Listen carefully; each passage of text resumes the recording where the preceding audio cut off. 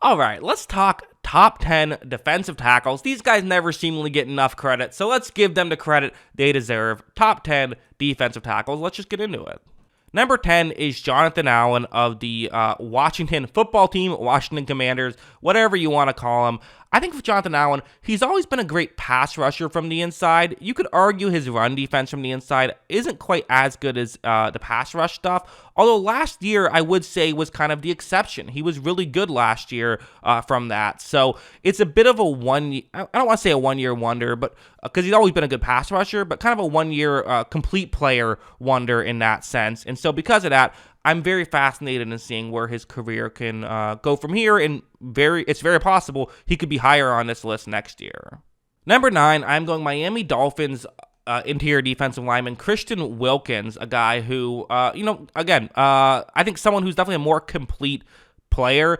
He's a bit, I would say, stronger in the run defense game than the pass rush, so that's kind of how he is. But again, that's kind of what makes this interesting, of how much do you value, the guys at the top of the list are going to be great at everything, but how much do you value run defense versus pass rush from the inside? I think I value run defense a little bit more personally, but again, Wilkins is someone who does it all. I feel like a real underrated player. People don't really talk about him at all if you're not a Miami fan, but he deserves to be talked about. He's really good and definitely one of the stars of that Dolphins defense. Number 8 is someone people do talk about, DeForest Buckner of the Indianapolis Colts, who was, traded from the 49ers to the Colts for a first-round pick, and it feels like the Colts pretty clearly won that trade so far.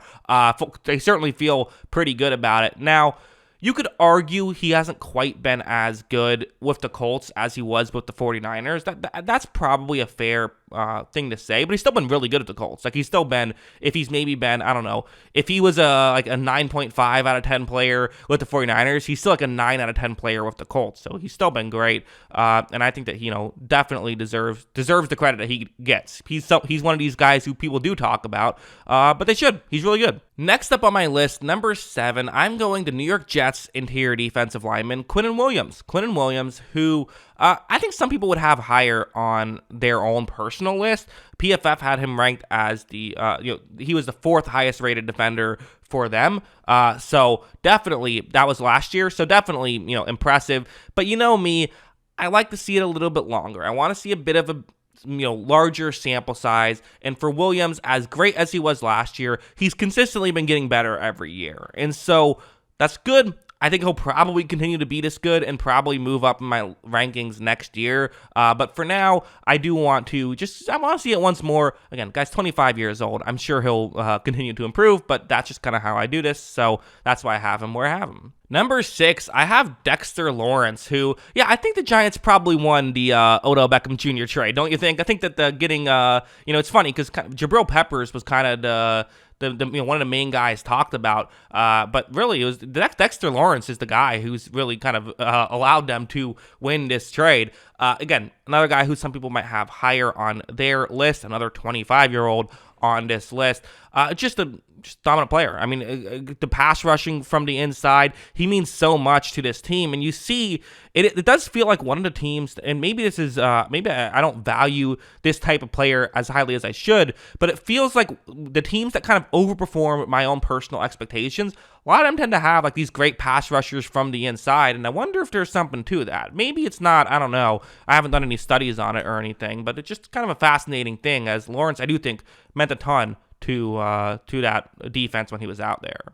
Number 5 on my list, the always underrated Javon Hargrave, who was great with the Eagles consistently. Now is going over to the 49ers, who this could be insane how this works out. I feel like this is the move that definitely did not get enough credit, and it's again because he's not one of those pass rushers from the inside who gets the attention that some of these other guys do, unfortunately. But what he can do, what he did with Philadelphia, I think that's a big loss for the Eagles that's not getting talked about. And for the 49ers, this could be a match made in heaven. I think that could be scary for opposing quarterbacks that are playing the 49ers next year. Number 4, give me another kind of one of these older guys, Cam Heyward. I mean, again, what can I say about Cam Heyward that hasn't already been said? I guess probably some stuff, because again, another one of those guys who maybe doesn't get the credit he deserves for Pittsburgh. But I do think that what he does to that defensive line, it's obviously a defensive line with TJ Watt on it, so that's pretty good, but he definitely does a lot to also help set things up, and I think that sort of duo, it's really underrated, kind of his contribution to that. So, if you like PFF grades or like advanced stats in general, he's pretty consistently been one of like the best, if not the best, interior pass rusher in each of the past like 5 years. So definitely some great stuff there. Deserves to be high in this list. I have him at 4.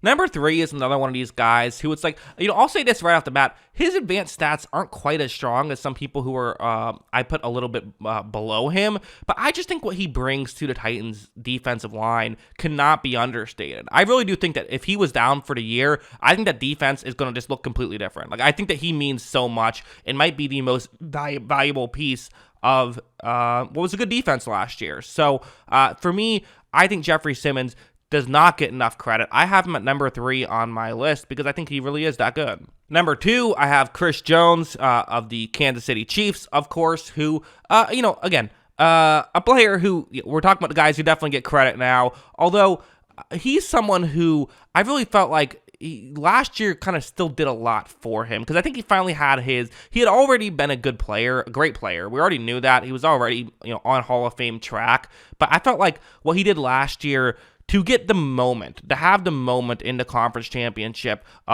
sacking Joe Burrow and kind of, having that play that sort of, it was almost like the Chris Jones game in a sense. I believe he had 2 sacks in that game.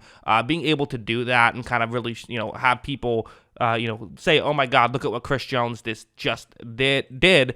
I think that's going to be, I think he was already on Hall of Fame track, but that kind of, makes it a lot closer to a lock at this point. But number 1, talk about Hall of Fame track and being a lock. I mean, it's still debatably the best player in football right now, Aaron Donald, who, again, got banged up and didn't have his best year last year. But I'm going to give Aaron Donald the benefit of the doubt, quite frankly. I'm not betting against that guy. I mean, again, he's Aaron Donald. What can be said about Aaron Donald that hasn't already been said? Obviously, one of the best players in football, if not the best, so easily the best on this list. That's what I think. What do you guys think? Let me know in the comments below. Always love hearing from you. And of course, as always, thanks for watching.